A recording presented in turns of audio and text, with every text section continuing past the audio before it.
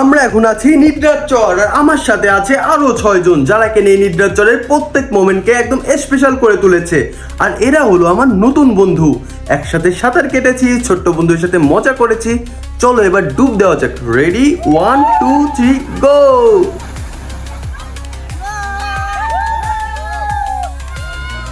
নিদ্রাচর নামটা হয়তো অনেকের কাছে অচেনা শোনাবে, কিন্তু আসলে এটা একবারে হিডেন প্যারাডাইস। এই চরটা সমুদ্র ঘেঁষে এক পাশে বঙ্গোপসাগরের পানি আর অন্য পাশে নদীর মোহনা মিলে। বিশ্বাস করেন, এখানে দাঁড়িয়ে শুধু বাতাসে শ্বাস নিলে একটা ইনার পেজ চলে আসে। নয়েজ নেই, ক্রাউড নেই, শুধু নদীর ঢেউ আর মাঝে মাঝে পাখির ডাক। I am telling to you, যদি কখনো নিদ্রাচরে আসো, এখানে দাঁড়িয়ে বুঝতে পারবা প্লেসটা শুধু চোখে দেখার জন্য না, মন থেকে ফিল করার জন্য। বিলিভ মি, নিদ্রাচর শুধু একটা জায়গা না, ইটস অ্যান এক্সপিরিয়েন্স, একটা হিডেন ভাইব যা মনে করিয়ে দেয় লাইফ আসলে কতটা সিম্পল আর বিউটিফুল হতে পারে। এখানকার সিম্পলিসিটি, ট্র্যাঙ্কুয়ালিটি, ন্যাচারাল বিউটি সবকিছু মিলে একটা লাইফ লং ইমপ্রেশন তৈরি করে। ভাই জীবনে কোটি টাকা থাক বা না থাক, আজকে যে ফিলটুকু পাইছি ভাই, আমি স্যাটিসফাই।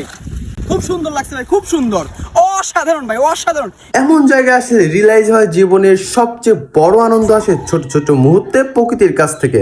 শুধু নদীর পানি দিয়ে ডুব দিলে মনে হয় সময় থেমে গেছে।